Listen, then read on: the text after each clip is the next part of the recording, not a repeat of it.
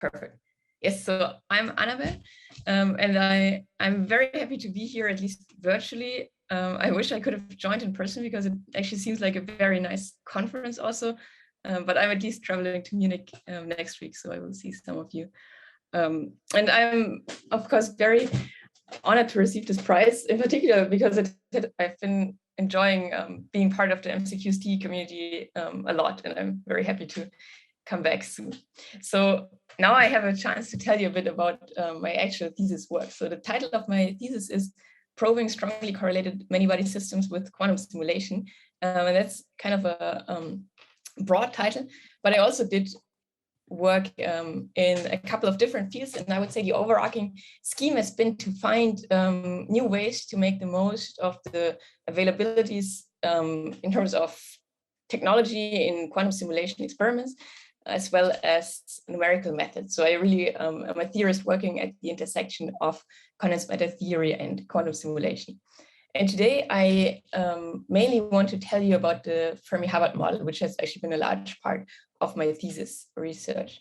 So the Fermi-Hubbard model is conceptually very simple. It describes fermions, which can have spin up or spin down, here blue or red, which hop on a square lattice with hopping amplitude t, and they interact with an interaction energy u when they end up on the same side.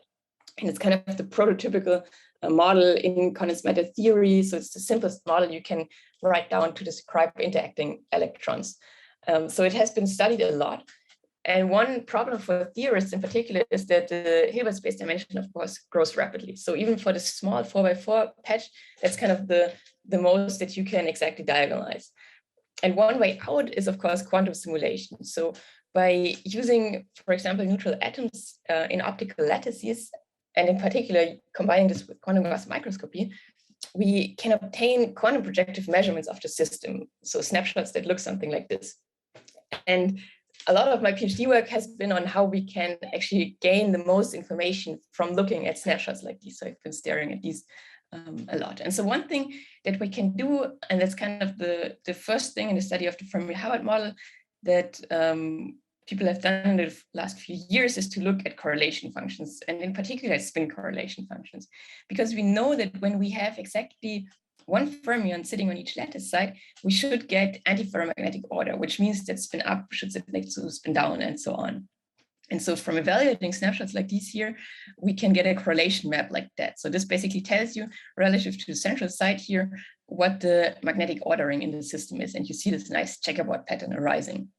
Now, this is when we have exactly one fermion per lattice side. So in this phase diagram that I'm drawing here, this is on this axis here, so zero doping. Now, a lot of the interesting physics happens when we dope the system. So that means that we poke holes into our antiferromagnet. And then we can, or people believe that we can get phases like the strange metal phase with very unusual transport properties, the pseudogap phase, and superconductivity. And this is kind of what we are really interested in, what we're trying to understand, which is a key motivation for those called atom quantum simulators. So the question really is, how can we get from this antiferromagnet to this finite doping? What happens when we poke a hole into the system? And a large part of my PhD has been on exactly this, so a single hole in a quantum antiferromagnet. And this is actually, even way before quantum simulators, is a well-studied problem, specifically because its importance in the context of this Fermi-Hubbard model. So a lot of work has been done. I'm showing this slide because I've been asked this in the past when I was telling people that I work on a single hole in an antiferromagnet. Then I frequently got the answer, well, but hasn't everything been done on this? Is there like 1,000 papers on this? And yes, a lot of work has been done on this. But since we now have new capabilities, we really have a chance to look closer. And it's a bit similar to the plum pudding model, because so far a lot of work has focused on describing these holes in antiferromagnets, or magnetic polarons, as they are also called, as kind of these featureless objects where you don't have any internal structure. But when we really can look closer and can get a microscopic view on these objects, we can actually look whether there is any internal structure, which might tell us much more about the object itself. And for that, we developed the geometric string theory. And I will explain in like one slide what it means. So the idea is that we start from this cartoon picture of an antiferromagnet, and then we punch a hole into the system. And what happens now is that the hole wants to move around because it wants to lower its kinetic energy. But as it moves around, as you can see here, it displaces this spins along its path. So this is kind of the geometric string here that you see in green. And along the string, we basically have the string tension. So I think this is the only and last formula that you will see, but the idea is basically that you replaced a nearest neighbor spin correlation function here marked in blue by a next nearest neighbor spin correlation function marked here in red. So basically the difference between those correlation functions tells you how much you have messed up your spin background and therefore how much you have to pay in this sort of potential spin energy here. And this basically gives us, coming from this complicated many-body problem, it gives us an approximative theory where we can describe the behavior with just a single particle theory, where we just really describe this motion of the hole as a single particle, which moves in an approximately linear potential determined by this string tension here. So what we really did is a one-Oppenheimer type of approximation. We separate our wave function into the spin-on part and the string part. So that when we create a hole, we create a spin and a charge excitation. The spin excitation, we call it spin-on, is much heavier because the spin dynamics is much slower than the charge dynamics. That means that the spin-on has no chance to react to whatever the charge-on is doing. And therefore, we can basically assume this is frozen for the moment and then treat the charge-on through the string theory approach. And this is kind of the single particle description that I was talking about earlier. So this is the approximation that we make. And to give you maybe a better idea what that really means, I think personally the most intuitive way is to do this in real time and real space. So here I did a numerical simulation with matrix product states where I start from the half-filled system, and then I literally punch a hole into the system and look what happens. And now as a function of time, we're looking at how fast this hole spreads through the system. And this is the answer that this matrix product state simulation gives us. So this is really simulating the microscopic Hamiltonian, in this case, the TJ, or like a approximative Fermi-Hubbard Hamiltonian. And what we see here is that the hole initially spreads very fast from its origin and then slows down considerably at long times. And now we can compare this to what this geometric string theory would predict. And this gives us this shaded red line. And you see that they agree extremely nicely. And the basic idea here is that we have at short times, we create a spin and charge excitation at the same site. And then we have the string formation, which is given by the faster time scale.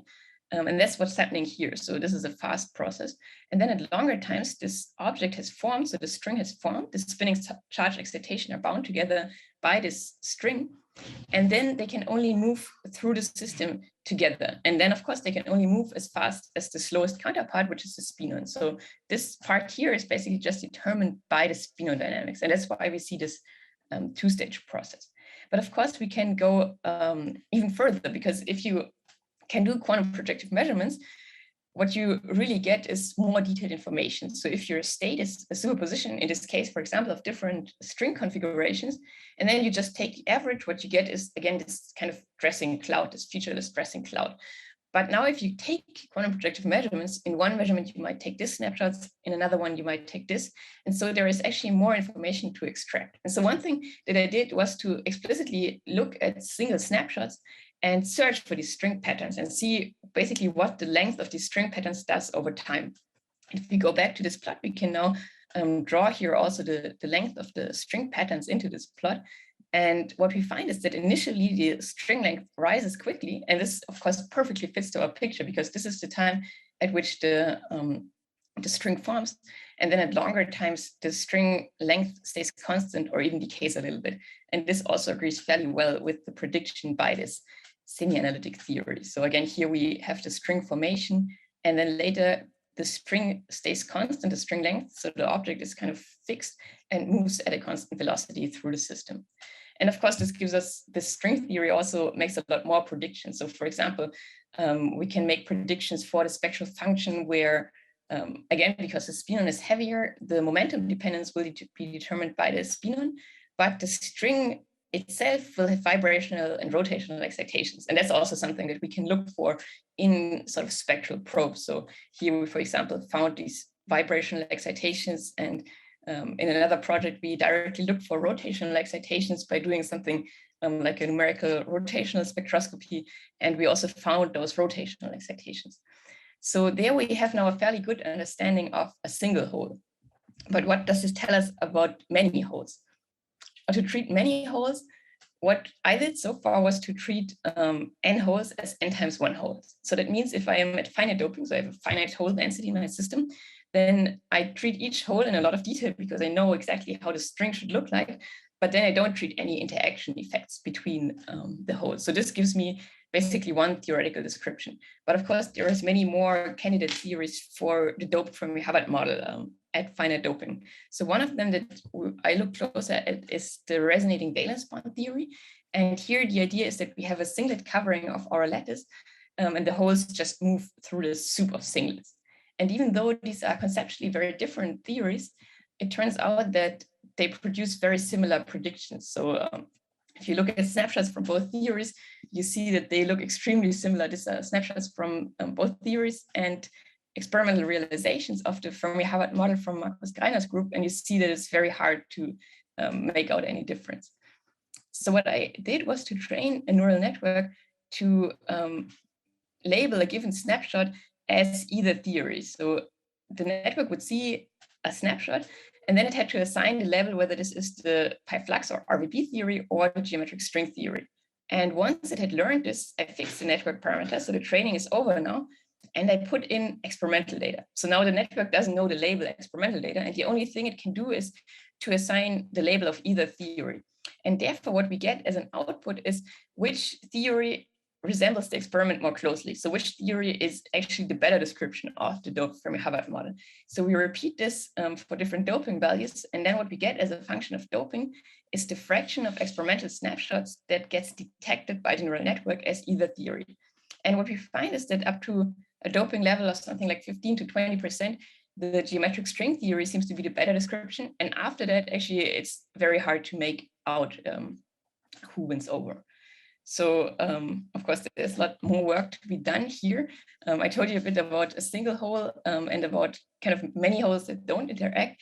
And in a way, the natural step and what I'm doing in my postdoc now is to look at two holes. So how two of those holes can actually pair up or not pair up and form basically a bound state here. So with this, let me thank you again for this prize. Thank you for your attention. And of course, thank all my fantastic collaborators.